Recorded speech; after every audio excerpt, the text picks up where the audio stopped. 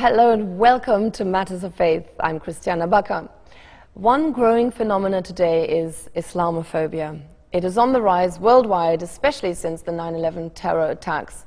As a result, Muslims in the West experience discrimination at work, in the society, and in their private lives. Today, we're going to investigate the reasons behind this phenomenon. And our guest, Carla Amina Baghajati, will show us ways of overcoming Islamophobia. Carla is the media representative of the Islamic community in Austria, so I'd like to say welcome. Thank you. Now, our topic is Islamophobia and how to overcome it. First of all, how would you define Islamophobia? Well, it's not that easy. It's quite a new term. Yeah. And as far as I know, it goes back to the 90s, when in Great Britain the Runnymede Trust published a now very famous study. Islamophobia is something connected to unfounded hostility towards Islam and those who believe in Islam, the Muslims. Yes. And the Runnymede Trust has 8 criteria to find a way of describing how this Islamophobia works. Yeah. And it's very much linked to the idea, do people have an open or a closed mindset when thinking about Islam? Yeah. So the first criteria is that it's a monolithic block when you come to think about Islam. Okay. This is problematic, of course, if you put all Muslims, whether American or Turkish or Indonesian origin, in one big pot. Yes. Monolithic. This is the first thing. The second criteria, it's seen as something separate, something like the other. And this being the other means that people have the prejudice that there are no shared values, nothing in common with Islam, something strange and estranging. And this opens the next problematic issue. It's seen as something inferior, barbaric, sexist, something irrational. And as a reason seen as the enemy, something where it may be morally right to fight against Islam. And next problematic issue, Islam seen as manipulative. So Muslims as bearing a tendency that their religion helps to create ideologic thinking and political attitudes where Islam is instrumentalized. Okay. Like And Islamism, yes, as in Islamism. of course, yes. And then the perspective that Muslims reject any criticism from the West. And all these 6 topics culminating in Islamophobia seen as something natural. Really? And this is why I think we really have to do something to open a very open discussion about the term and about how to overcome Islamophobia. And to me, it's very essential that we don't put any blame on people who carry Islamophobic ressentiments. For we have to make sure it's something natural.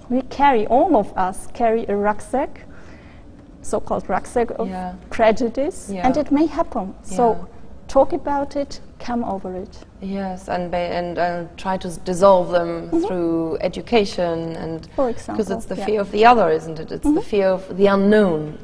So what you don't know, you fear. But when you understand what it's all about, suddenly you lose your fear. And hopefully, I want to ask you, how big a role does Islamism play, in the perception of people? Because I keep hearing, they want to overrun us all, they want to expand worldwide, these are the sort of fears that come in.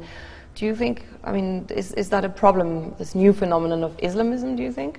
Political Islam? I do think, of course, it plays a role, but it can play this role because of our long history where Islam, especially in Europe, was seen as the enemy, the other, and was created as an image to define Europe and its values.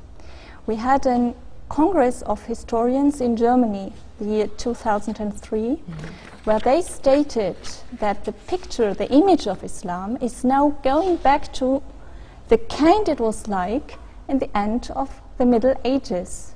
Islam functioning as something like a projection where you can put in everything you don't want to be.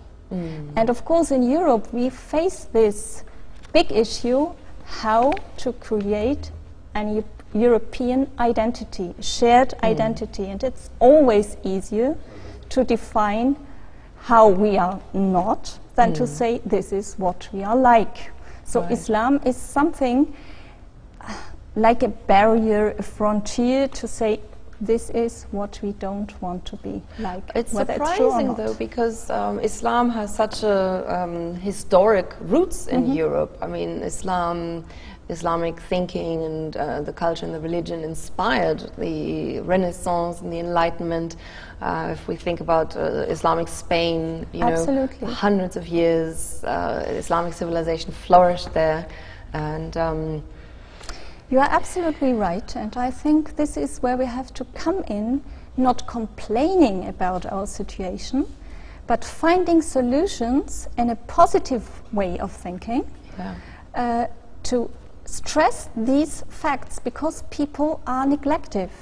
If you read up on the identity of Europe, you always find the term it's a Christian-Jewish tradition. But where is the Muslim tradition?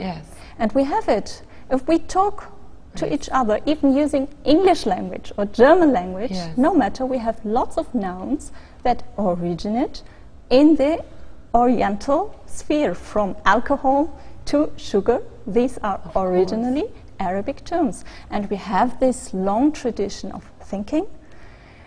The Enlightenment, as well. The Renaissance was fostered by Oriental Islamic thinking. We know it as a fact, but we don't know the details. And this is where education should come in, school programs. We have some very good projects, like in Britain, this 1001 inventions. Putting it into the limelight, naming all these great scientists. And I think this is something that works on both sides.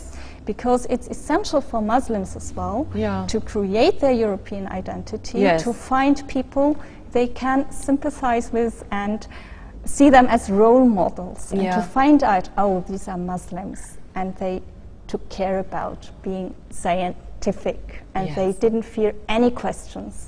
They dared to ask just anything, no barriers because of religion.